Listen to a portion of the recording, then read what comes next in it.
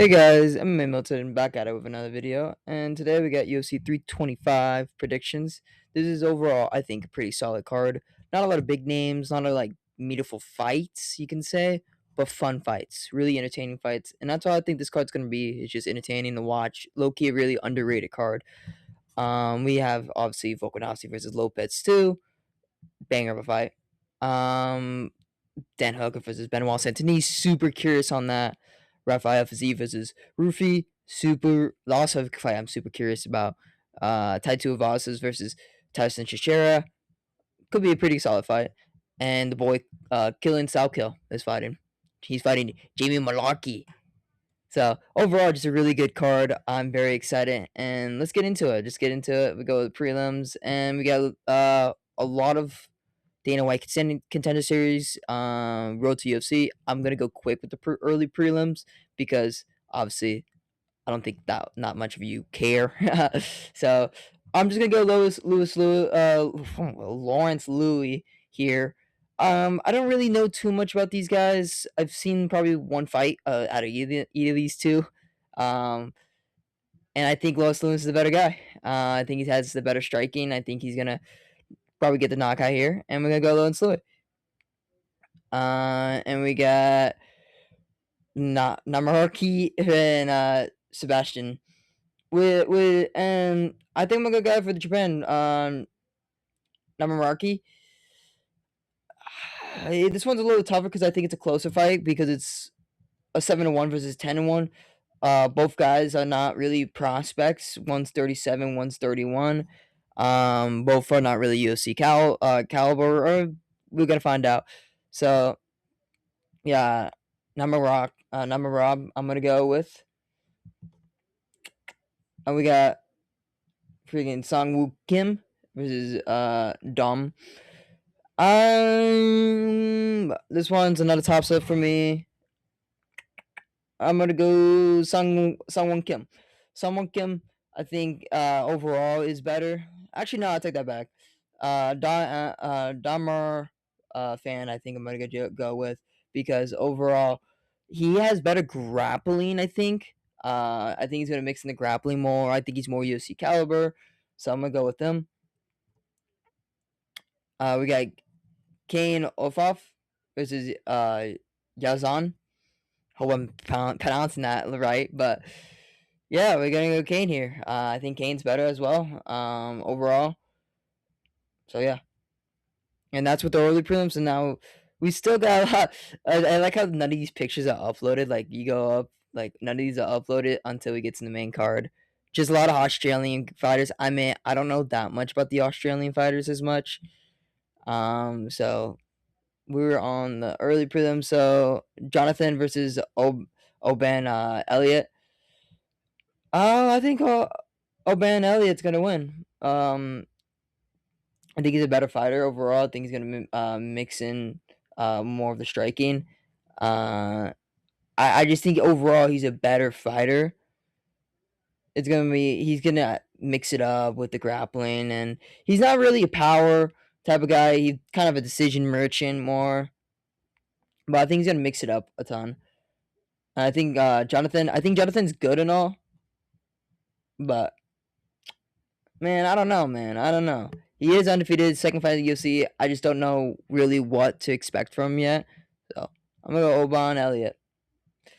Then we got Jacob Maleko. This is Torrance Finney. I'm gonna go. This one's also kind of weird. I'm gonna go Torrance Finney. I think Torrance Finney. I've said this like thousand times already. He's a better fighter. Torrance Finney is undefeated. You know, I'm gonna go with the undefeated prospect who's 27, who has 7 knockouts and 1 submission. I'm gonna go with that. The guy who's a killer. He's been on the Dana White Contender Series 3 different times and never earned a contract till recently. He had his first UFC fight recently, and I think Torrance Finney is gonna get the win here. Cam Robson versus Cody. I'm gonna go Cody here. I think Cody will get the win by decision. I'll keep forgetting that. I gotta add that in more on how they would win. But yeah, I'm gonna go Cody. Actually, no, no, no. I'm gonna change that last minute. We're gonna go Cam Robstone because we gotta do. I think because of I keep forgetting this is Australian. But he's just a finishing guy. 6 knockouts, 6 submissions. Just a guy who could just find a way to finish a fight out. Cody has 7 losses. Up and down fighter. It just yeah, he had that weird draw with Masub Abdul Malik. He got his ass kicked at Bo Nickel. Yeah, I don't think Cody's that good. I'm gonna go Cam Robstone here. Cam Robstone by knockout. Oh no, by submission. Then we got the boy Junior Tav versus Billy Elkins. Uh, Junior Tav, all of his fights by knockout, finishing machine. But also has 4 losses, so he's not that good at wrestling. Bad gas tank overall. He gets submitted a lot. What he has? What 4 submissions? Is it 4 submissions or like 3 submissions? 2 submissions. He's been submitted twice. Billy Elkins has a better resume in my opinion, better wins, and I'm gonna go Billy Elkins here. I understand Junior Taff is well liked. I don't think Junior Taff is that good. And we get into the main card now, and this is where I get more into the yapping more because I just don't know these fighters on the Australian these Australian fighters as much. I will admit I'm still new, so still learning. But Killian Salkill versus Jacob Malarkey. Jacob Malarkey is Jamie Malarkey. Sorry, I don't know why I said Jacob. Jamie Malarkey's a dog. He got freaking knocked out by Volk a long, long, long time ago, and now he's down the same main card. But Killian Salkill is a absolute demon. I think he's gonna win by knockout here. Um, he's shown if he doesn't win by knockout, he may be a racist because yeah, this guy's only knocked out minorities. So if he doesn't knock out Jamie Malarkey here, this should be a layup toss. I would be surprised if Quinn Salkill struggles this fight. I don't think there's a huge raise of competition for him. I mean, Malarkey can mix it up. He's a crafty vet now. He's a crafty vet, you know. But Quinn Salkill is gonna get the win here. I strongly believe that. But he's a plus to 1200 right now. There's a reason to that. So Quinn Salkill by knockout. Then we got freaking Tai Tuivasa, man. Tai Tuivasa versus Talashin Teixeira. Talashin Teixeira is gonna kill Tai Tuivasa. I love Tai Tuivasa. We love Tai Tuivasa. Yeah, it's over for him, man. It's so over. Long layoff, 5 fight losing streak. You're coming back. You're going against a 6'7" demon. Um, just insane. Guy finishes everyone besides Derek Lewis. He got that fluke knockout. Derek Lewis gets a fluke knockout, but yeah, he deserved to be knocked out, man. Don't I know some people call it was a early stoppage last time, his last fight. No, bro, he was climbing on the fence, dude. You climb on the fence and you got like slept out cold. The fight's over. I didn't think so, but yeah. Outside of that, all of his wins have been by knockout or he has one submission. Man, he's good. He's legit. He's not legit, but he's pretty good so far that I've seen. And I think he's gonna knock out Tai Tuivasa. Sad to say, I would love to see Tai Tuivasa, but he just, hasn't been the same since his big 5 fight win streak he was on. Then it all came to a part on his 5 fight losing streak now.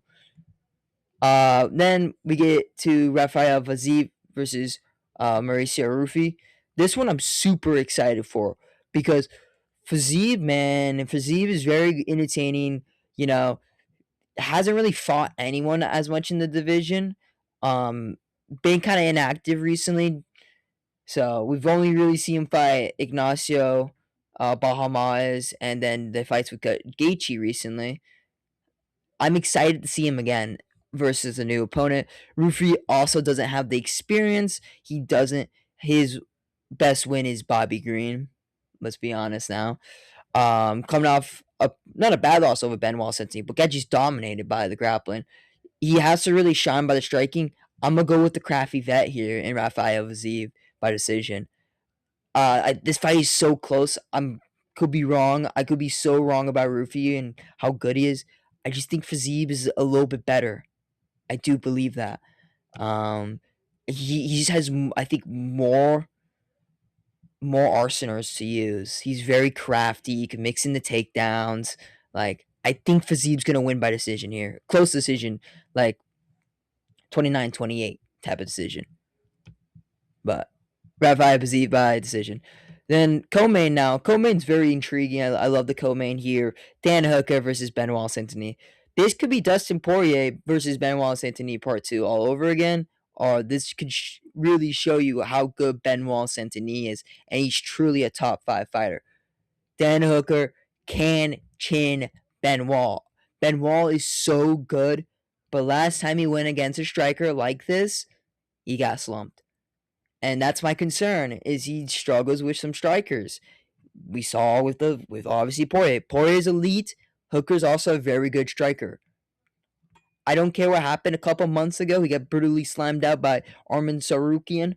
But that's Arman Sarukian, the second best lightweight on the world. You know, I still got to put Ilya there, but the second best lightweight war. There's no shame in that.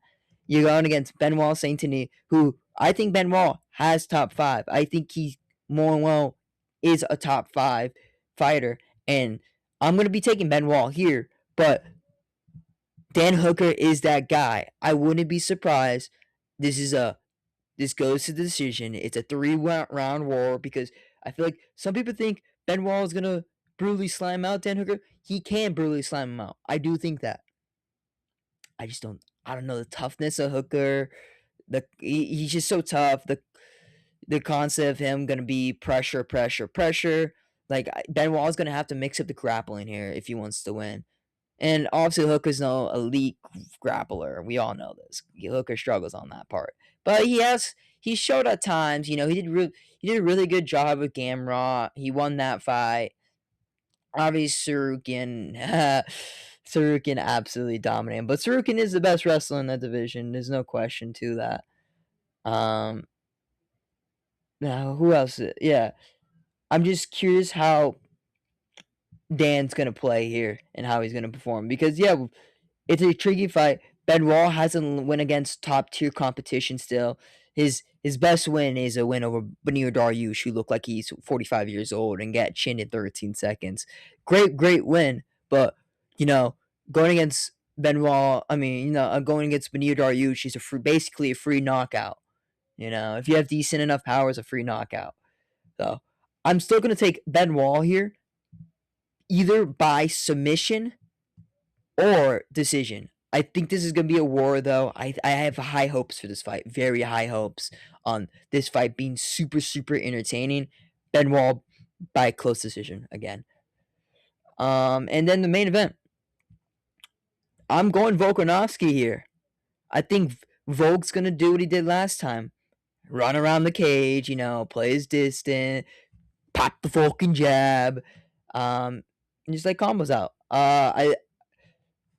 There's a world I could see Volk getting knocked out, though. I could see Lopez being more aggressive. I think he will come out more aggressive this fight. But at the end of the day, I still believe Diego Lopez is a mini blockhead. He takes a lot of unnecessary punches, has bad defense, and I think Volk is still going to capitalize on that. I do think he's going to be more aggressive, but not. I still think he's going to be somewhat patient. And at the end of the day, I think Volk has the more experience here. Volk is the better fighter. This guy, there's a reason why the first fight was super entertaining. The first fight wasn't close. Volk clearly won that fight. Lopez may have won one round, maybe two, but yeah, Volk clearly won that fight, and I think he's gonna win again. I could be wrong. There's a world I see him getting slimed out. I do see that. I'm not taking that away from Lopez. He has power. I think Volkanovski's gonna get it done though by decision. Volk's gonna show why he's the featherweight GOAT. I think Volk. It's a close fight though. It's gonna be closer. I think this fight's gonna be closer than the second fight because that's how rematches. I think, not always, but a lot of times, 9 times out of 10, they're closer because you understand the fighter more. But you never know. New bags up their sleeves, all that fun stuff, and you never know. A knockout is possible because Volk is 37. But yeah, Volkanovski by decision.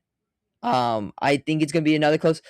This main card is good, man. It's a good main card. The prelims, I'm not too. The prelims are fine. I'm not a big Australian guy when it comes to all this, so I don't really know these fighters as much. Bedtime MMA is probably like, oh my lord, but the prelims are fine. I'm fine with the prelims. The main card I love though. I think these are all going to be really fun, close fights. Besides, Tyson Teixeira, Clarence Salco. But I think these three fights right here could all potentially be very, very good fights, very fun fights. But yeah, I'm going Volkanovski here by decision. And that ends the video here. This is overall, I think this is an underrated card. It's gonna be better than UFC 326. I don't even want to talk about 326 when the time comes. I will rant about that all day. But overall, this is a very good card. I'm very excited for tomorrow. Um, I hope all y'all have a great rest of your day. I hope y'all